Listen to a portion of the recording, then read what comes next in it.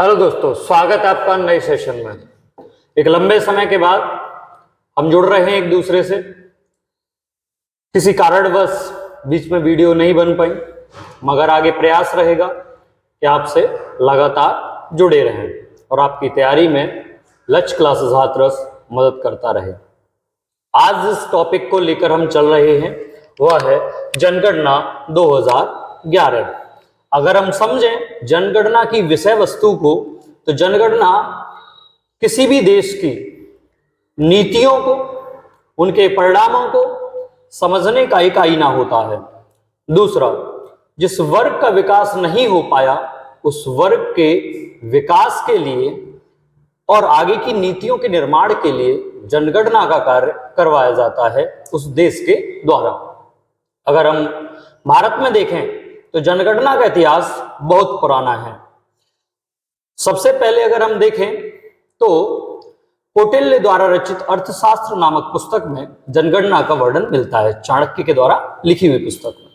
दूसरा, अकबर के काल में पुस्तक लिखी गई आईन अकबरी अबुल फजल के द्वारा, उसमें भी जनगणना का वर्णन मिलता है।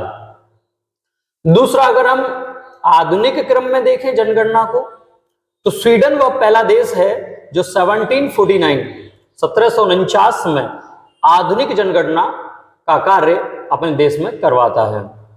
भारत में आधुनिक जनगणना का जो क्रम है वह भारत में अंग्रेजों के द्वारा शुरू होता है।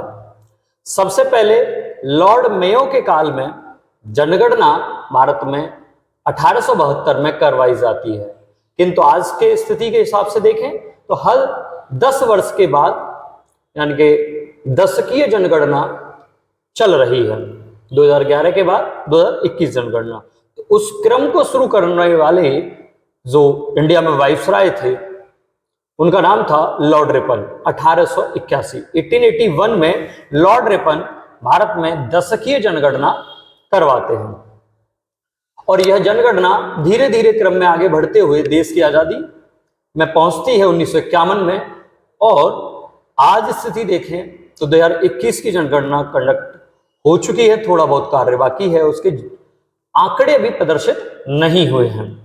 तो अभी तक हम 2011 की जनगणना को लेकर चल रहे हैं। जनगणना का कार्य भारत सरकार या केंद्र सरकार के द्वारा करवाया जाता है। आर्टिकल 246 में प्रावधान है। अनुसूची 7 में अगर हम देखें तो संघ सूची में जनगणना को संघ सूची में डाल रखा है। इस हिसाब से अगर देखें तो केंद्र सरकार प्रावधान करती है। और आर्टिकल 82 के द्वारा राष्ट्रपति महापंजीयक एवं जनगणना आयुक्त की नियुक्ति करते हैं, जिसके अनुसार अगर हम देखें तो गृह मंत्रालय के अधीन हर 10 वर्ष में जनगणना का कार्य करवाया जाता है। 2011 की जनगणना भारत की 15वीं जनगणना थी तथा स्वतंत्र भारत की 7वीं जनगणना कंडक्ट करवाई गई। अगर इस हिसाब से देखें तो जनगणना का कार्य लगातार हर 10 वर्ष के चलता रहता है। तो आज इस टॉपिक को लेकर हम चल रहे हैं वह है जनगणना 2011 भारत की। अगर इस हिसाब से देखें तो भारत की जनगणना आज वर्तमान परिप्रेक्ष्य में दुनिया की सबसे ज्यादा जनसंख्या है, यानी भारत दुनिया का सबसे अधिक आबादी वाला देश है। चाइना यानी कि चीन दूसरे नंबर पर है। अगर हम वर्तमान में देखें तो विश्व की आबादी, जिस समय हम वीडियो बना रहे हैं उस समय विश्व की आबादी 8,05,71,11,000 के आसपास है, जबकि भारत की अगर आबादी देखें वर्तमान में, जैसे हम वीडियो कंडक्ट कर रहे हैं, 1,43,07,46,500 है और भारत दुनिया की सबसे बड़ी आबादी वाला देश है। ठीक है, तो आज हम विषय वस्तु को धीरे धीरे समझेंगे कि किस काल में क्या हो रहा है और कब भारत की जनगणना कंडक्ट हो रही है। तो सबसे पहले तो हम यह समझते हैं कि आधुनिक जनगणना सबसे पहले कहां हुई। तो पहली चीज, आधुनिक जनगणना सबसे पहले किस देश ने विश्व में करवाई? तो आधुनिक जनगणना का कार्य 1749 में सबसे पहले स्वीडन में हुआ। आप जानते हैं स्वीडन यूरोप की एक कंट्री है जो कि स्कैंडिनेवियन देशों में आती है और स्वीडन की राजधानी है स्टॉकहोम। इस हिसाब से देखें तो स्वीडन में सबसे पहले आधुनिक जनगणना का कार्य होता है, किंतु भारत में पहली जो जनगणना है, अगर हम देखें भारत में पहली आधुनिक जनगणना वह अंग्रेज ही करवा रहे हैं। और अभी हमने बताया कि पहली आधुनिक जनगणना का कार्य लॉर्ड मयो के काल में होता है। कब होता है तो आप बताएंगे 1872, और उस समय का वाइसराय लॉर्ड मयो। किंतु दशकीय जनगणना भारत में पहली दशकीय जनगणना का कार्य लॉर्ड रिपन करवा रहे हैं। अगर हम लॉर्ड रिपन को देखें तो भारत में पंचायती राज व्यवस्था को ठीक से स्थापित करने का श्रेय भी लॉर्ड रिपन को जाता है।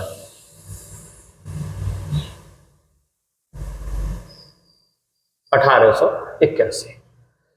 तो सबसे पहली बात कि जनगणना अगर हम देखें तो 1872 में हो रही है भारत में पहली बार, किंतु दशकीय जनगणना भारत में सबसे पहले 1881 में होती है।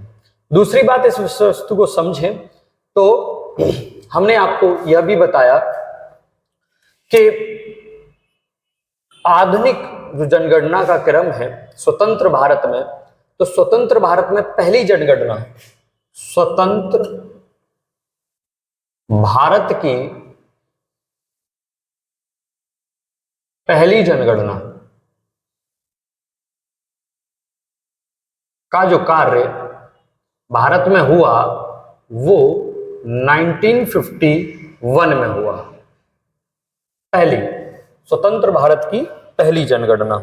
मगर एक ऐसा वर्ष आया जहां पर वृद्धि दर ऋणात्मक हो गई और उसके बाद के क्रम में जनगणना या जनसंख्या भारत की लगातार वृद्धि हुई। तो उस वर्ष को महान विभाजक वर्ष कहा गया। क्या कहा गया? महान विभाजक वर्ष। तो एक प्रश्न बनता है कि महान विभाजक वर्ष कौन सा है जनसंख्या के हिसाब से? तो महान विभाजक वर्ष माना जाता है 1921 को, 1921 को।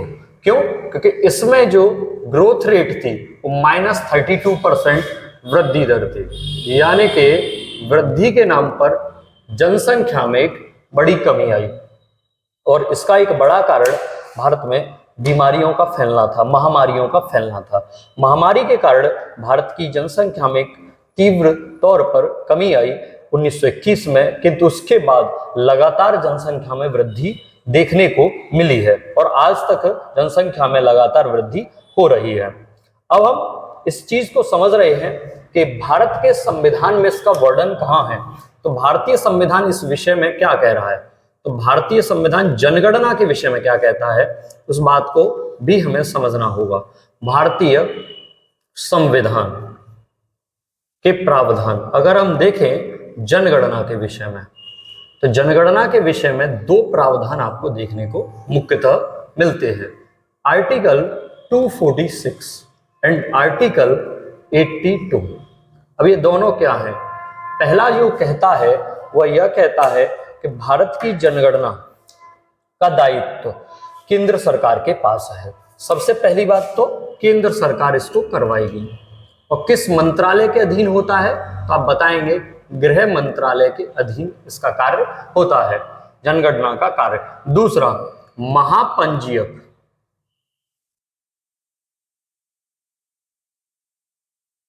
एवं जनगणना आयुक्त की देखरेख में। और ये जनगणना आयुक्त जो हैं इनकी नियुक्ति या महापंजीयक की नियुक्ति राष्ट्रपति के द्वारा होती है। अब हम उस टॉपिक पर पहुंचते हैं जिस टॉपिक को लेकर हम चल रहे हैं, यानी कि भारत की जो जनगणना है 2011 उसके विषय में। तो अब हम पहुंचेंगे भारत की जनगणना 2011 और इसकी विषय वस्तु को हम समझ रहे होंगे कि क्या विषय वस्तु के साथ हम जनगणना पर पहुंचे। अगर हम 2011 की जनगणना को देखें तो सबसे पहली बात, यह भारत की 15वीं जनगणना है। यह भारत की 15वीं जनगणना है। दूसरा, यह स्वतंत्र भारत की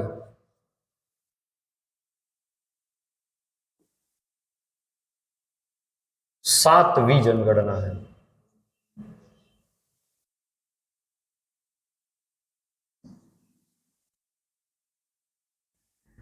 और इसका जो आदर्श वाक्य था, इसका जो आदर्श वाक्य था वह जो था, हमारी जनगणना हमारा भविष्य।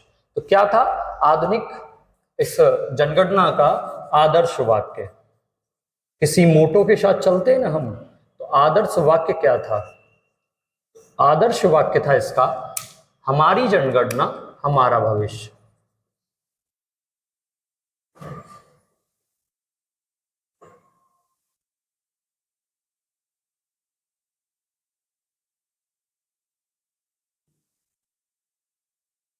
और यह आदर्श वाक्य मुझे याद आ रहा है, उत्तर प्रदेश की किसी परीक्षा में पूछा भी गया था कि हमारी जनगणना हमारा भविष्य, ये ऑप्शन में था कि आदर्श वाक्य क्या था 2011 की जनगणना का। तो ऐसा नहीं है इससे प्रश्न नहीं बनता, बहुत ज्यादा प्रश्न इससे बनते हैं। उत्तर प्रदेश लोक सेवा आयोग हो या यूपी ट्रिपल एस से, उत्तर प्रदेश अधीनस्थ सेवा चयन आयोग के द्वारा कंडक्ट जो भी परीक्षाएं हैं आयोजित की जाती हैं, उनमें जनगणना से प्रश्न सीधे सीधे बनते हैं, क्योंकि पैट की परीक्षा सामने है और उसके बाद आरओ तथा एपीएस की परीक्षाओं भी आयोजित की जाएंगी, तो वहां पे आपसे यह प्रश्न बन रहा होगा। अगर हम देखें 2011 की जनगणना के अनुसार भारत की आबादी क्या थी, मैंने आपको अभी बताया था कि भारत की वर्तमान आबादी 1,43,07,46,500 लगभग है जिस समय हम यह वीडियो बना रहे हैं। किंतु 2011 के अनुसार भारत की आबादी जो थी वो 121 करोड़ यानी कि 1,21 करोड़ थी। तो समझते हैं भारत की उस समय जनसंख्या कितनी थी। तो भारत की जनसंख्या किसके आधार पर, तो आप बताएंगे यह आधार आपका रखा जाएगा 2011 जनगणना। उस समय 1,21,69,69,573 कुछ था, 5,69,573 यह जनगणना थी। मोटे मोटे तौर पर अगर हम देखें तो 1.21 अरब, और उस हिसाब से देखें तो भारत दुनिया की दूसरी बड़ी आबादी वाला देश था। अगर वर्तमान में देखें तो वर्तमान में सबसे बड़ी आबादी वाला देश भारत, दूसरे पे चाइना, तीसरे पे अमेरिका, चौथे पे इंडोनेशिया और पांचवें पे पाकिस्तान आता है। जबकि क्षेत्रफल में देखें तो भारत का स्थान 7वां है। अगर इस हिसाब से देखें तो दुनिया की आबादी में भारत का प्रतिशत कितना है वह देखते हैं कि दुनिया की आबादी में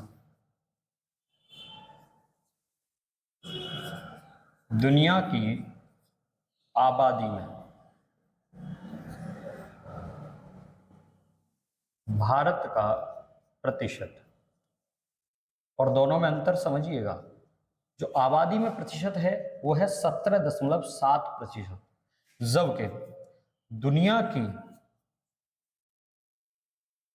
क्षेत्रफल में भारत का जो प्रतिशत है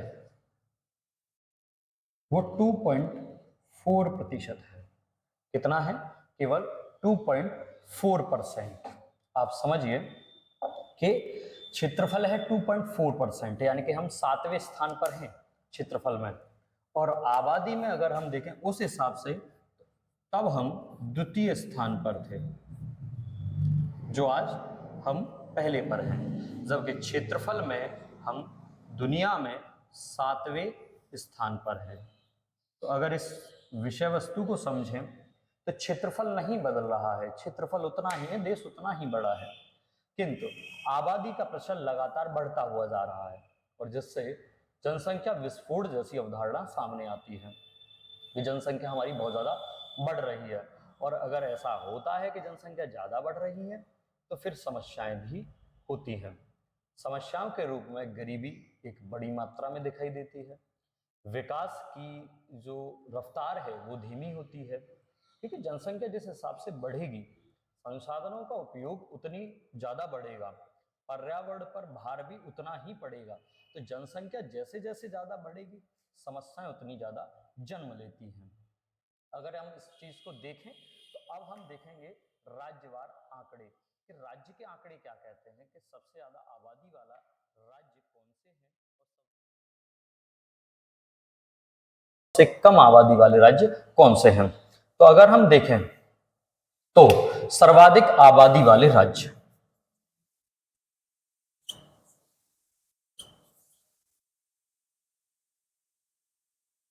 आबादी यानी जनसंख्या वाले राज्य, सबसे पहले तो हम जिस राज्य में रहते हैं वही राज्य आता है।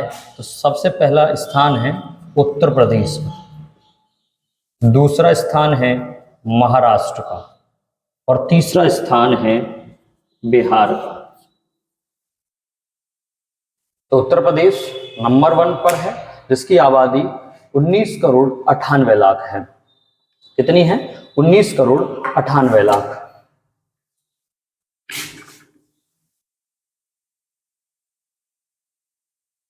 लगभग। दूसरा महाराष्ट्र की अगर देखें तो 11 करोड़ लगभग 23 लाख, और दूसरा बिहार की अगर देखें तो 10 करोड़ लगभग आबादी है। कितनी है? 10 करोड़ आबादी है। से मोटे तौर सामान्यतः इसे 10 करोड़ 40 लाख रखते हैं। अगर हम देखें ये हो गए राज्य। दूसरा है अगर सर्वाधिक आबादी वाला केंद्र शासित प्रदेश पूछ ले आपसे, तो सर्वाधिक आबादी वाला केंद्र शासित प्रदेश यूटी। अगर बात यूटी की जाए तो नंबर 1 पे जो आता है नाम वह आता है, क्योंकि उस समय कई ऐसे राज्य हैं जो नहीं बने थे यूटी के तौर पर। जम्मू कश्मीर और लद्दाख का उस समय अस्तित्व नहीं था, उनका अस्तित्व 2019 में सामने आया, तो उस समय तो नहीं था। तो उस समय पहले नंबर पर आप देखेंगे दिल्ली का नाम आता है। दिल्ली सर्वाधिक आबादी वाला केंद्र शासित प्रदेश था। अगर भारत की दशकीय वृद्धि दर देखें, यह हम सब चीजों को समझ रहे हैं कि ये इतना परिवर्तन हो रहा है, तो ये जो दशकीय वृद्धि दर है यह कितनी थी? तो याद रखिएगा आपको कि जो दशकीय वृद्धि दर रही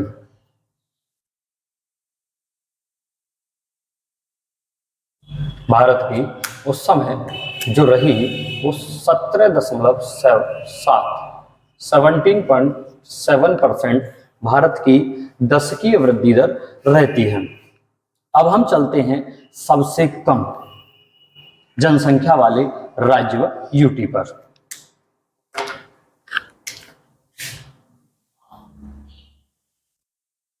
सबसे कम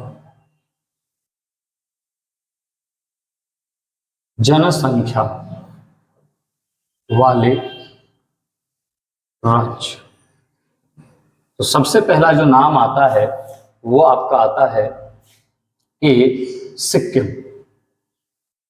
क्षेत्रफल में सबसे छोटा गोवा है, किंतु आबादी में सबसे छोटा सिक्किम है। क्षेत्रफल में सबसे बड़ा राज्य राजस्थान है, उत्तर प्रदेश का स्थान चौथा है क्षेत्रफल के हिसाब से, किंतु जनसंख्या के हिसाब से उत्तर प्रदेश का स्थान प्रथम नंबर पर आता है।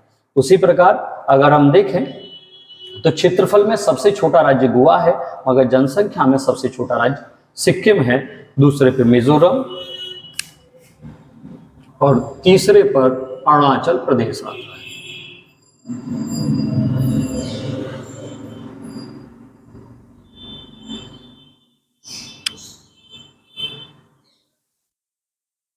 तो आप समझे कि सर्वाधिक जनसंख्या किस राज्य में? उत्तर प्रदेश में। सबसे कम कहां है? तो आप बताएंगे राज्य में सबसे कम आपकी सिक्किम में है। कितनी है? तो आप बताएंगे 6,10,000। 6,10,000 जनसंख्या है सिक्किम की। दूसरा, मिजोरम की अगर जनसंख्या की बात करें तो मिजोरम की जनसंख्या है 10,97,000।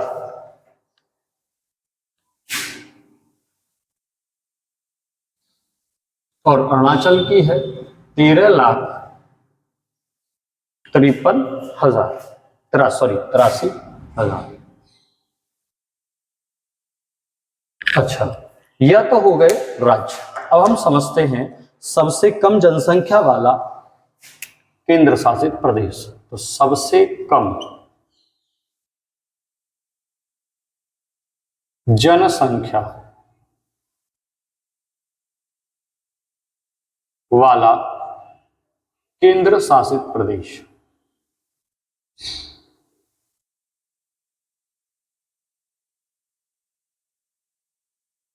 तो इसके रूप में आपके सामने आता है लक्षद्वीप।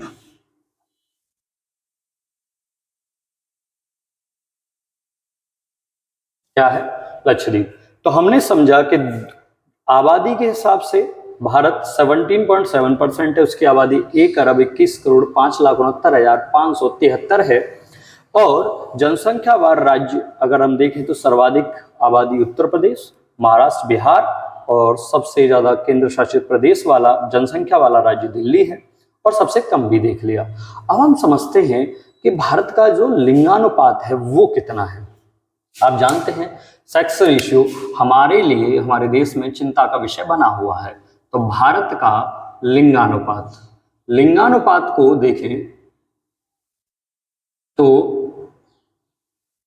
लिंगानुपात का मतलब होता है कितने पुरुषों पर कितनी महिलाएं हैं। सामान्यतः इसकी माप महिला रेशियो पुरुष पर निकाली जाती है और पुरुष की संख्या 1,000 पर होती है। तो भारत का जो लिंगानुपात है 2011 की जनगणना के अनुसार 943 है 1,000 के मुकाबले, और धीरे धीरे इसमें वृद्धि देखने को मिल रही है। भारत सरकार की एक योजना जो 2016 में प्रारंभ हुई, बेटी बचाओ बेटी पढ़ाओ, बेटी बचाओ बेटी पढ़ाओ, यह योजना प्रधानमंत्री नरेंद्र मोदी जी के द्वारा शुरू की गई, जो शिक्षा के लिए, महिला शिक्षा के लिए, लड़कियों की शिक्षा के लिए, दूसरा उनके जन्म जो प्रतिशत है लिंगानुपात का उसको बढ़ाने के लिए यह किया गया। अब हम सबसे पहले देखते हैं सर्वाधिक लिंगानुपात वाले राज्य कौन से हैं। इसका एक एजुकेशन से बड़ा सीधा संबंध रहता है कि एजुकेशन और इन चीजों को हम देखेंगे। तो सबसे पहले अभी जो हम देखने वाले हैं वह है सर्वाधिक लिंगानुपात वाले राज्य।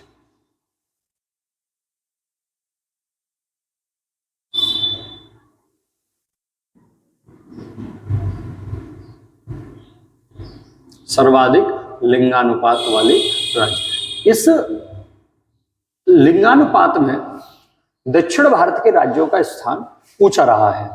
उनके यहाँ लिटरेसी रेट तथा सेक्स रेशियो पर बहुत ज्यादा ध्यान दिया गया और उनकी स्थिति इन लिंगानुपात में बहुत शानदार रही है। सबसे पहला जो राज्य है वह आप देखते हैं केरल।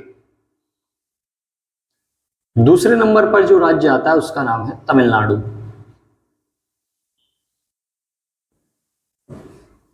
केरल की स्थिति ऐसी है कि वहां महिलाओं की संख्या ज्यादा है पुरुषों के मुकाबले। और तीसरा राज्य है आंध्र प्रदेश। और तीनों राज्य आप देख पा रहे हैं, ये तीनों राज्य दक्षिण भारत के राज्य हैं। आंध्र प्रदेश की स्थिति उस समय देखें तो आंध्र प्रदेश से तेलंगाना उस समय अलग नहीं हुआ था, तो यह स्थिति है। यहां पर अगर देखें केरल में 1084 महिलाएं हैं 1000 पुरुषों पर, यानी कि आप समझें 84 महिलाएं अधिक हैं पुरुषों पर।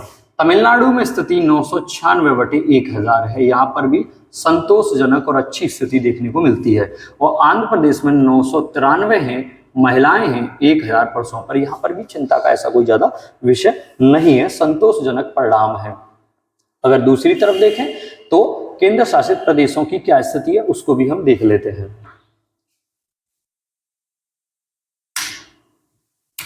तो आप देखेंगे सर्वाधिक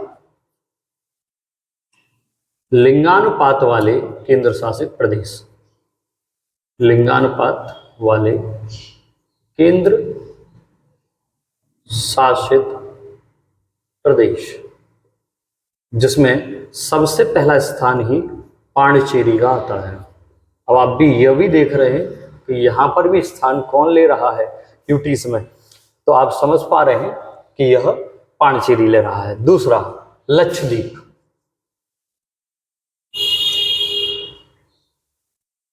दूसरा स्थान भी एक ऐसा केंद्र शासित प्रदेश ले रहा है जो एक यूटीज है, आप समझ रहे हैं, और जहां एसटी पॉपुलेशन ज्यादा है। तीसरा अंडमान निकोबार, अब यह भी एक बड़ा अच्छा सा मसला है, अंडमान निकोबार द्वीप समूह, जिन्हें भारतीय अधिकतर समाज यह कहता है कि यहाँ पर आदिवासी लोग रहते हैं, वहां पर लिंगानुपात का मामला बहुत ऊंचा है, और जहाँ सबसे ज्यादा सभ्य पढ़े लिखे और बहुत सारी कंपनियां पैसे वाले लोग रहते हैं, दिल्ली का स्थान यहाँ नहीं दिख रहा है। आप देख पा रहे हैं इस बात को कि दिल्ली जो अपने को प्रोग्रेसिव सिटी बोलती है, उसका स्थान लिंगानुपात में नहीं दिख रहा है, जबकि आपको दिख रहा है पांडिचेरी, लक्षद्वीप, अंडमान निकोबार द्वीप समूह, तो इनका लिंगानुपात बहुत ज्यादा अधिक दिखाई दे रहा है दिल्ली के मुकाबले। पांडिचेरी में पुरुषों के मुकाबले महिलाओं की संख्या ज्यादा है, 1037 महिलाएं हैं 1000 पुरुषों पर। लक्षद्वीप का भी रेशियो ठीक ठाक दिखाई देता है, 947 1000, यानी कि 1000 पुरुषों पर 947 महिलाएं हैं, जबकि अंडमान निकोबार द्वीप समूह का परसेंटेज थोड़ा गिरता है, और आप देख पा रहे हैं 876, कितना है 876 आपको दिखाई दे रहा है अंडमान निकोबार द्वीप समूह का लिंगानुपात। तो अगर यह देख रहे हैं तो इन राज्यों की स्थिति थोड़ा ठीक नजर आती है। थोड़ा अंडमान की स्थिति ज्यादा सही नहीं है, क्योंकि 876 कोई सही रेशियो नहीं है, 900 से ऊपर होता है या 950 होता है तो बड़ा सही माना जाता है। अब सबसे कम लिंगानुपात वाले अगर स्थिति में जाएं तो सबसे कम लिंगानुपात वाले राज्य और केंद्र शासित प्रदेश, तो सबसे कम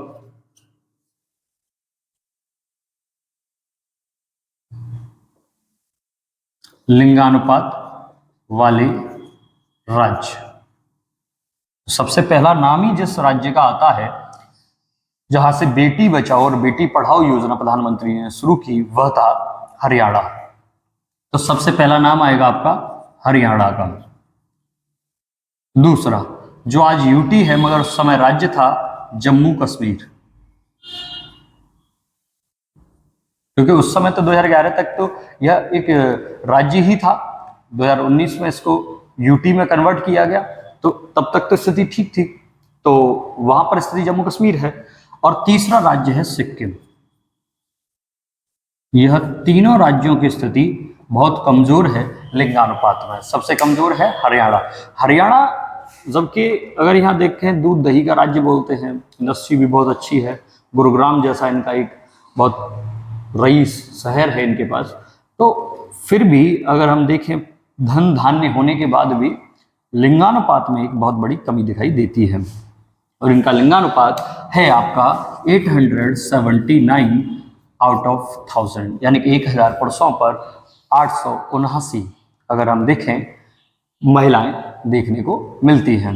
जम्मू कश्मीर की स्थिति भी ज़्यादा कुछ खास है नहीं, 889 आउट ऑफ 1000, यानी 889 महिलाएं हैं 1000 पुरुषों पर। सिक्किम की स्थिति को इससे एक ज़्यादा है, 890 आउट ऑफ 1000, यानी कि 890 हैं 1000 पुरुषों पर। अच्छा, इसके अलावा केंद्र शासित प्रदेशों की स्थिति की बात करें तो केंद्र शासित प्रदेशों की क्या स्थिति है वह देख लेते हैं। केंद्र शासित प्रदेशों में कुछ की स्थिति बहुत बदतर है, और बहुत बदतर का मतलब बहुत ज़्यादा बदतर है, जहां पर लिंगानुपात में बेहद कमी है। और सबसे ऊपर आता है दमन। दमन का स्थिति बहुत ज़्यादा खराब है। तो सबसे कम लिंगानुपात वाले केंद्र शासित प्रदेश,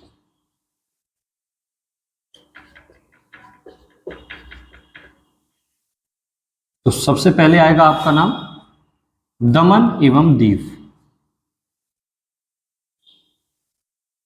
दूसरे नंबर पे आपका दिखाई देता है दादरा एवं नगर हवेली।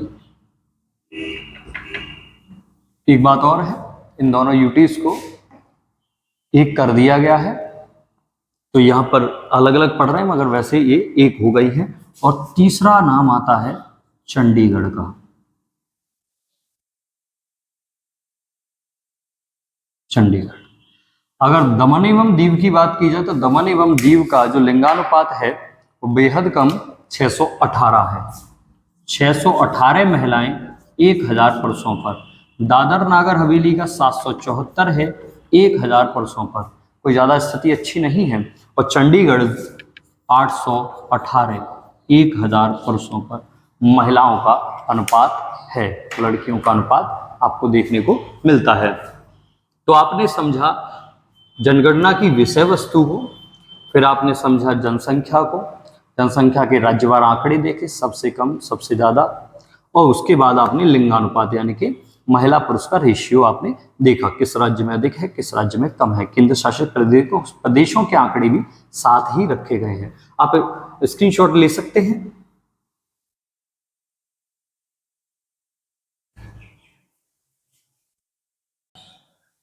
तो हमने देख लिया लिंगानुपात। अब आप देखते हैं जनगणना। जनगणत्व जो होता है वो होता पॉपुलेशन डेंसिटी, किस क्षेत्र में जनसंख्या का निवास कितना है, जनसंख्या किस अनुपात में किस जगह पर रह रही है। तो अगर भारत की स्थिति देखें तो भारत का जो 2011 की जनगणना के अनुसार लिंगानुपात है वह है 382 व्यक्ति प्रति वर्ग किलोमीटर। तो हम सबसे पहले देखेंगे जनघनत्व को। तो भारत का जनघनत्व 2011 की जनगणना के अनुसार देखें तो 382 व्यक्ति प्रति वर्ग किलोमीटर, यानी अगर हम समझें तो 1 वर्ग किलोमीटर क्षेत्रफल में 382 व्यक्ति भारत में रहते हैं। मगर ये आंकड़े देश की स्थिति को लेकर है, राज्यवार स्थिति थोड़ी सी भिन्न है। सबसे पहले अगर हम समझें तो भारत के सर्वाधिक जनघनत्व वाले राज्य, सर्वाधिक जनघनत्व वाले राज्य यानी कि जहां पर कम क्षेत्रफल में ज्यादा लोग रह रहे हैं, जनघनत्व वाले राज्य, और उसमें सबसे पहला स्थान जो आता है वो है बिहार का। सबसे पहला जो स्थान है वह है बिहार का। दूसरा स्थान अगर हम देखें इसमें तो निकटवर्ती बिहार का राज्य पश्चिम बंगाल, पश्चिम बंगाल जहां पर जनघनत्व ज्यादा है। और तीसरा जो राज्य आता है वह है केरल। तीनों का जनघनत्व ज्यादा है भारत के हिसाब से देखें तो भारत का कितना है 382, मतलब कि बिहार का अगर हम देखें तो 1106 व्यक्ति प्रति वर्ग किलोमीटर। आप समझ रहे हैं इस बात को कि 1 वर्ग किलोमीटर में बिहार में कितने लोग रह रहे हैं 1106। ठीक है। जबकि पश्चिम बंगाल में कितने लोग रह रहे हैं? 1028 व्यक्ति प्रति वर्ग किलोमीटर, थोड़ा सा कम। और अगर हम चलते हैं केरल की ओर, तो केरल में 860 व्यक्ति रह रहे हैं 1 वर्ग किलोमीटर क्षेत्रफल में। तो यह 3 बड़ी आबादी वाले राज्य हैं, या फिर कहें जहां पर आबादी का क्षेत्रफल के अनुरूप अनुपात ज्यादा है। दूसरी तरफ देखें कि केंद्र शासित प्रदेशों की क्या स्थिति है, तो सर्वाधिक जनघनत्व वाले केंद्र शासित प्रदेश,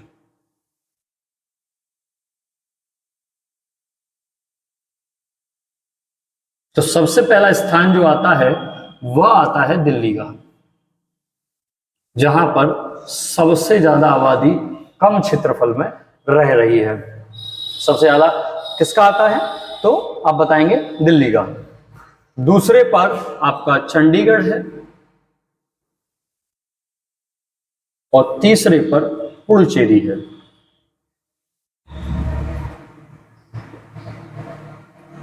और दिल्ली का रेशियो अगर बिहार के अनुसार देखें तो उसका 10 टाइम मोर है। कितना है? 10 टाइम मोर। दिल्ली में 11,320 व्यक्ति प्रति किलोमीटर, प्रति वर्ग किलोमीटर रह रहे हैं।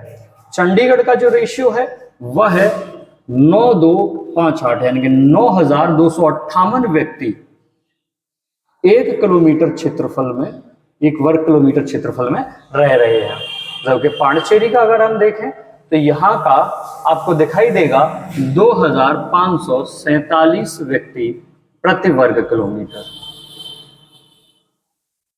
तो ये सर्वाधिक 3 जनघनत्व वाले केंद्र शासित प्रदेश हैं।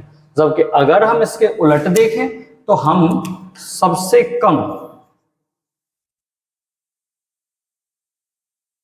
जनघनत्व वाले राज्यों की स्थिति देखते हैं। तो राज्य में सबसे पहला स्थान आप देखेंगे अरुणाचल प्रदेश का। अरुणाचल प्रदेश सबसे कम जो जनघनत्व है उस हिसाब से आता है। केवल 17 व्यक्ति हैं, केवल 17 व्यक्ति आपको दिखाई देंगे। तो आप देखेंगे कि यहां पर केवल 17 व्यक्ति 1 वर्ग किलोमीटर में दिखाई देते हैं। दूसरे पर आता है मिजोरम और तीसरे पर आता है सिक्किम।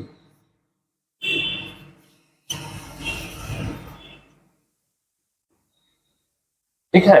मिजोरम की अगर स्थिति की बात करें तो 52 व्यक्ति प्रति वर्ग किलोमीटर में रह रहे हैं। अगर इस हिसाब से देखें तो भारत का 382 है और अरुणाचल प्रदेश का केवल 17 है। ठीक है। सिक्किम की अगर बात करें तो सिक्किम में जो वर्तमान 2011 के अनुसार देखें तो 86 व्यक्ति, यानी 86 व्यक्ति 1 वर्ग किलोमीटर क्षेत्रफल में निवास करते हैं। तो ये रहे लिंगानुपात वाले राज्य सबसे कम। और अब हम देखेंगे सबसे कम लिंगानुपात वाले, जनघनत्व वाले केंद्र शासित प्रदेश। अब हम समझ रहे होंगे सबसे कम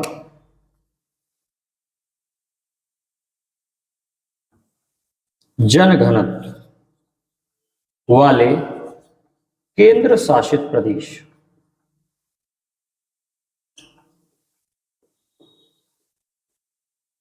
मतलब सबसे कम जनघनत्व किस केंद्र शासित प्रदेश में आपको देखने को मिलता है। तो सबसे कम जो आपको देखने को मिलेगा वो आपको देखने को मिलेगा अंडमान निकोबार द्वीप समूह में।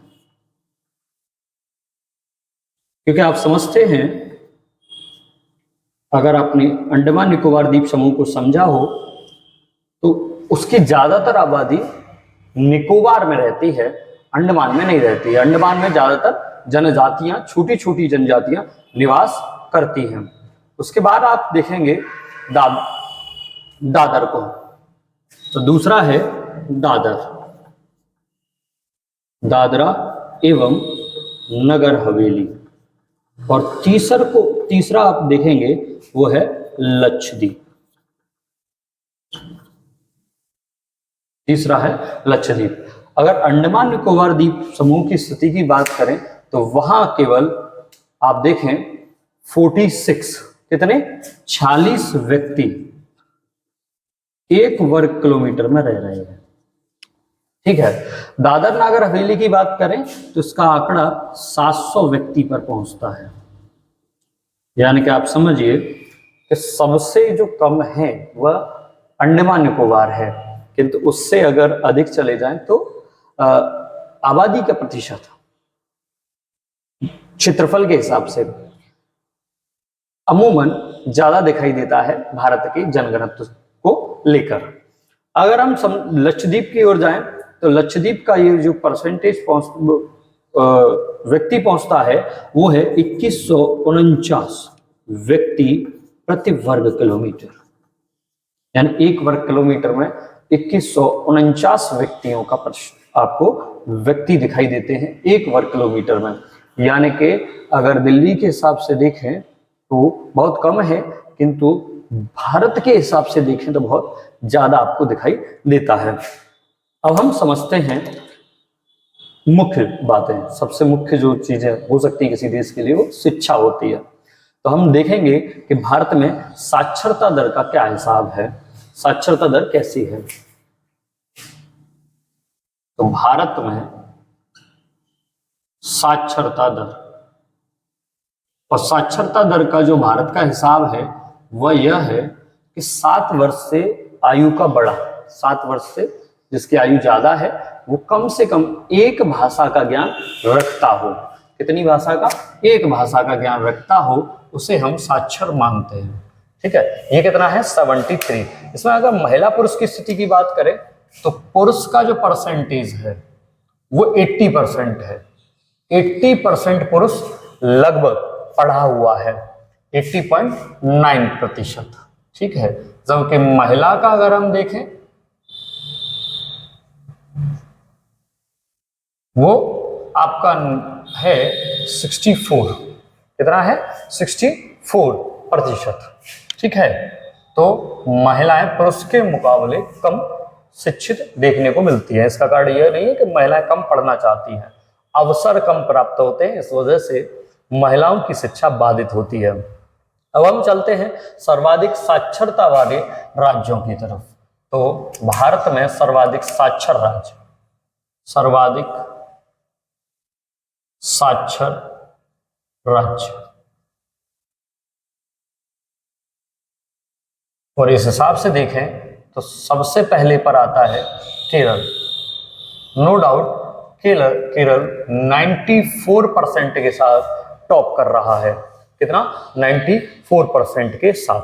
दूसरा, अगर हम इस चीज को देखें कि यहाँ पर पुरुषों की 96% से ज्यादा आबादी पढ़ी लिखी है, 96%, जबकि महिलाओं की आबादी 92% के समथिंग पढ़ी लिखी देखने को मिलती है। दूसरा राज्य है मिजोरम। मिजोरम केरल को टक्कर दे रहा है। और तीसरा राज्य आप देखेंगे गोवा को। ये तीनों राज्य अगर हम देखें तो बहुत अच्छे स्थिति में है इस समय साक्षरता में। अगर हम देखें मिजोरम का परसेंटेज तो 91.33% और गोवा का है 88%। कितना है? 88% गोवा में लोग शिक्षित देखने को मिलते हैं। जबकि सबसे कम अगर हम देखें केंद्र शासित प्रदेश में, ये हो गए राज्य, और हम देखें कि सबसे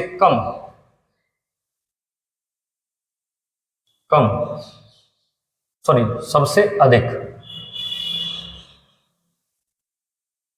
साक्षर केंद्र शासित प्रदेश। केंद्र शासित प्रदेश कौन सा है?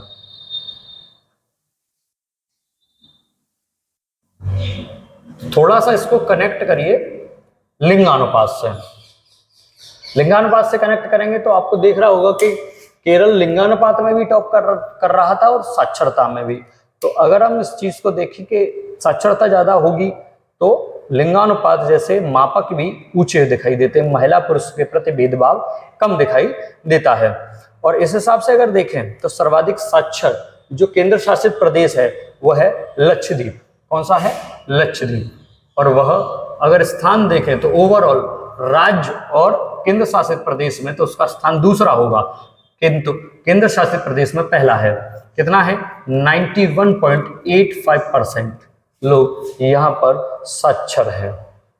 बहुत अच्छा आपको यहाँ पर देखने को मिलता है इनका अनुपात या रेशियो। अगर हम देखें सर्वाधिक, अब सर्वाधिक हो गया, सबसे कम साक्षरता वाले राज्य, इनकी स्थिति क्या है? तो अगर इसको देखें तो सबसे कम साक्षरता वाले राज्य में जो आता है वो बिहार राज्य आता है। जबकि हमने सुना है कि बिहार और उत्तर प्रदेश आईएएस और आईपीएस की खान है, यानी कि सबसे ज्यादा यहाँ से आईएएस और आईपीएस निकलते हैं। जब बात आती है कि वे सिद्धार्थ को बुद्ध बनाने वाले बिहार के लोग ही थे,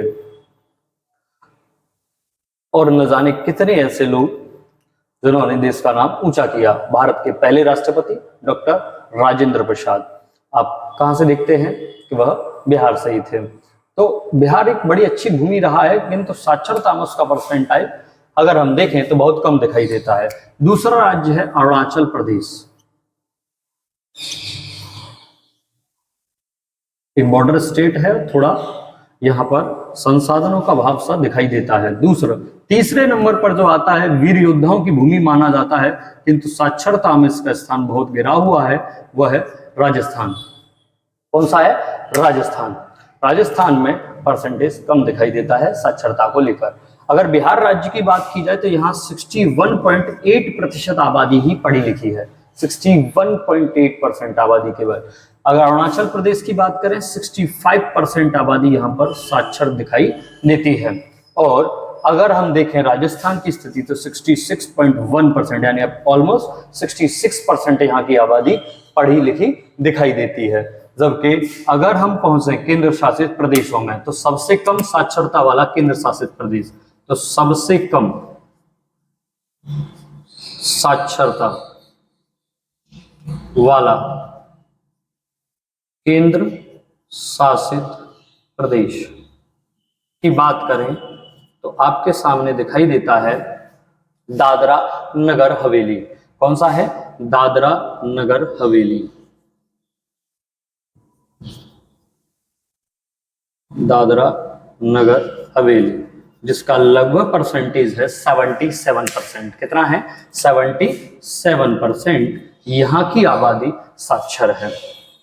तो ये आपने देखा साक्षरता को, यहाँ देखा आपने जनघनत्व को, और अब हम देखते हैं शहरी और ग्रामीण आबादी का परसेंटेज क्या है, कि शहरी आबादी कहाँ पर ज्यादा है और ग्रामीण आबादी सर्वाधिक कहाँ है।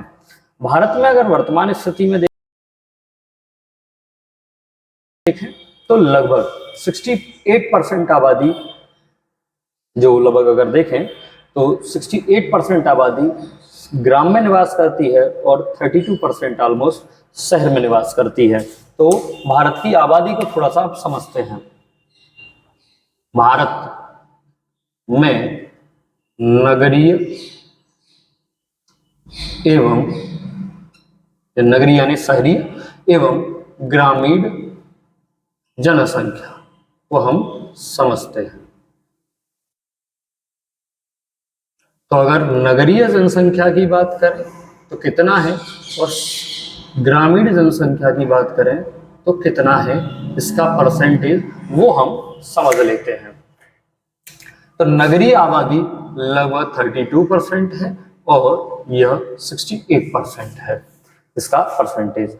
अब हम क्षेत्रवार या राज्यवार समझते हैं कि सर्वाधिक जनसंख्या कहां पर है, प्रतिशत के हिसाब से कहां पर है, और सबसे कम कहां पर है। तो सबसे पहले हम देखेंगे कि सर्वाधिक नगरीय जनसंख्या। तो सर्वाधिक नगरीय जनसंख्या की स्थिति देखें तो सर्वाधिक नगरीय जनसंख्या, और हम यहाँ जनसंख्या देख रहे हैं, ठीक है, यानी जन की संख्या देख रहे हैं, प्रतिशत नहीं देख रहे हैं। तो जनसंख्या के हिसाब से नंबर 1 पर है महाराष्ट्र।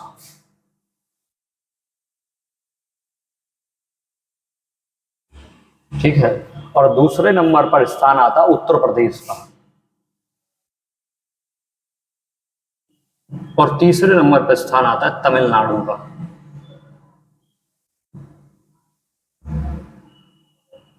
महाराष्ट्र की लगभग अगर हम देखें तो 5 करोड़ आबादी, 5 करोड़ आबादी शहर में निवास करती है, जबकि उत्तर प्रदेश की 4 करोड़ 44 लाख जनसंख्या लगभग शहर में निवास करती है। और तमिलनाडु का जो हिस्सा है वह है 3 करोड़ 49 लाख जनसंख्या शहर में निवास करती है। अब यह तो क्या है आपकी नगरीय जनसंख्या। अब नगरीय जनसंख्या का प्रतिशत, तो सर्वाधिक नगरीय जनसंख्या प्रतिशत का जो प्रतिशत है, प्रतिशत में सर्वाधिक कौन है, तो सबसे नंबर 1 पर टॉप आपका जो कर रहा है वो गोवा है।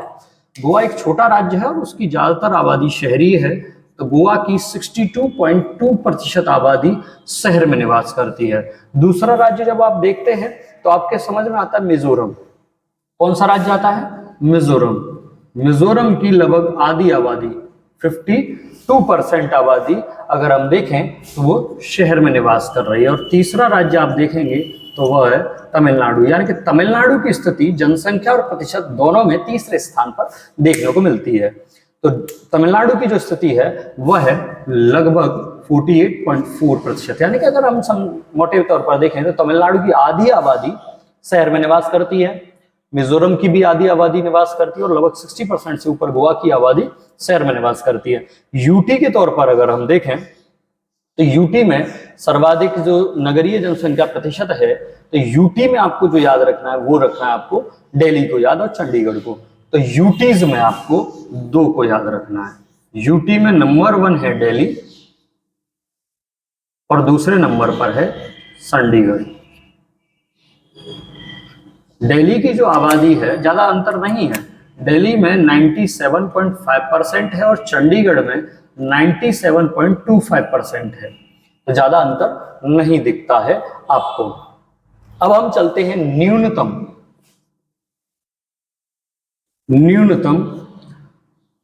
नगरीय जनसंख्या वाले राज्य। न्यूनतम नगरीय जनसंख्या वाले राज्य, तो सबसे पहला स्थान जो आता है वह आता है आपका सिक्किम का। पहला स्थान आता है सिक्किम। दूसरा है आपका अरुणाचल प्रदेश। सिक्किम की लगभग 1,53,000 आबादी शहर में निवास करती है। अरुणाचल प्रदेश की 3,17,000 आबादी शहर में निवास करती है। और तीसरे नंबर पर आता है नागालैंड। तो आप बताएंगे 1.53 लाख। इसकी कितनी आबादी है? 1.53 लाख केवल शहर में निवास करती है। अरुणाचल प्रदेश की 3.17 लाख और नागालैंड की जो है 5,70,000 यानी कि 5.70 लाख आबादी शहर में निवास करती है। अब चलते हैं हम ग्रामीण जनसंख्या को लेकर, तो हम सर्वाधिक ग्रामीण जनसंख्या को लेकर चलते हैं। सर्वाधिक ग्रामीण जनसंख्या, तो सर्वाधिक ग्रामीण जनसंख्या प्रतिशत में नहीं, आप समझें तो आप प्रतिशत में नहीं समझना, आपको किसमें समझना है? जनसंख्या में। तो उसमें सर्वाधिक ग्रामीण जनसंख्या अगर हम बात करें तो वह आपको नाम आता है उत्तर प्रदेश का। उत्तर प्रदेश की लगभग 15,53,00,000 आबादी गांव में निवास करती है। तो सबसे पहला स्थान है यूपी का, 15,53,00,000 आबादी लगभग गांव में निवास करती है। दूसरे नंबर पर जो नाम आता है वो बिहार का आता है। बिहार राज्य की आबादी दूसरे नंबर पर है, अगर हम समझे कितनी है तो वह है 9,23,00,000।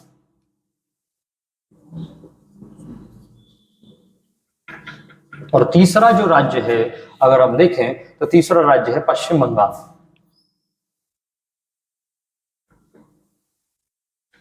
की जो आबादी है वह 6,21,00,000 आबादी गांव में निवास करती है।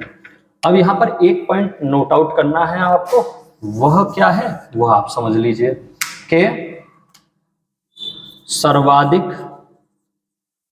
ग्रामीण जनसंख्या प्रतिशत। तो प्रतिशत में सबसे ज्यादा आता है आपका हिमाचल प्रदेश, क्योंकि हिमाचल प्रदेश की लगभग 10% आबादी ही जो है शहर में निवास करती है। 100% आबादी ग्रामीण है इसकी। तो केवल 10% आबादी ऐसी है जो निवास करती है शहरों में, नहीं तो ज्यादातर आबादी हिमाचल प्रदेश की ग्रामीण क्षेत्र में निवास करती है। और इसी के साथ अगर हम देखें तो हमारा जो सेशन था जनगणना को लेकर, वो सारे टॉपिक्स जितने पूछे जाते हैं वो यहाँ पर उपस्थित हैं। तो आपने जनसंख्या को देखा, राज्यवार आंकड़े मैंने आपको क्षेत्रफल में भी बता दिया, और उसके बाद लिंगानुपात देखा, साक्षरता देखी, जनघनत्व देखा, और उसके बाद नगरीय तथा ग्रामीण जनसंख्या को भी आपने देखा। तो आप स्क्रीनशॉट ले सकते हैं। उम्मीद है यह सेशन आपको अच्छा लगा होगा और आपके लिए यूजफुल रहेगा ये आगामी परीक्षाओं को लेकर। अगर हमारी वीडियोस अच्छी लग रही हैं तो प्लीज लाइक करें, सब्सक्राइब करें, और अपने परीक्षार्थी साथियों के साथ, अपने प्रतियोगी परीक्षा की जो भी साथी हैं उनके साथ ऐसी वीडियोस को शेयर करें। मिलते हैं नेक्स्ट सेशन में। नमस्कार।